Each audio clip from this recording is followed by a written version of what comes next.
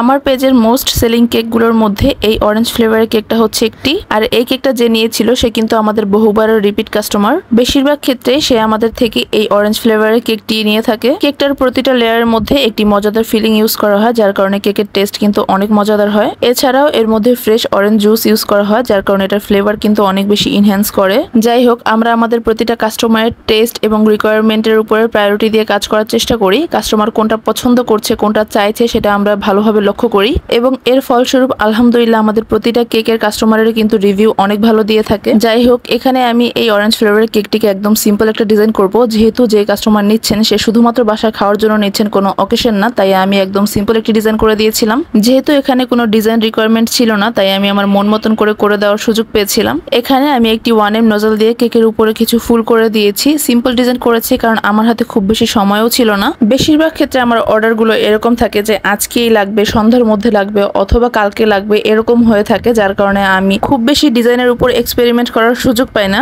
আর আমার রেগুলার কাস্টমারগুলো আমাকে কখনোই ডিজাইন বলে দেয় না বা দেখায় না, তারা আমাকে আমার মন মতন করে দিতে বলে। যখন আমার হাতে পর্যাপ্ত সময় থাকে তখন আমি চেষ্টা করি নতুন ধরনের ডিজাইন করতে, আর সময় না থাকলে এইভাবে সিম্পল ডিজাইনগুলো করে দেই। বাট কেকের টেস্টটা যেন ভালো হয় সেই দিকে কিন্তু আমি সবসময় প্রায়োরিটি দিয়ে থাকি সব থেকে বেশি। এই তো কেকের নিচেও আমি একটি ছোট স্টার নজল দিয়ে বর্ডার করে দিয়েছি। কেকের ডিজাইনটা ঠিক এরকম সিম্পলই ছিল। এরকম হুটহাট অর্ডারের কাজ আমার অনেকগুলো করা হয়, কিন্তু অনেক সময় দেখা যায় যে ভিডিও করা হয় না, অথবা ভিডিও করলেও এডিট করা হয় না, যার কারণে আপনাদের সাথে শেয়ারও করা হয় না। তাই আজকে ছোট্ট করে একটি ভিডিও শেয়ার করার চেষ্টা করেছি। আশা করব ভিডিওটা আপনাদের সবাই ভালো লাগবে। লাইক, কমেন্ট, শেয়ার এবং ফলো দিয়ে আমার পাশে থাকার অনুরোধ রইল। সবাই খুব ভালো থাকবেন। আল্লাহ হাফিজ সবাইকে।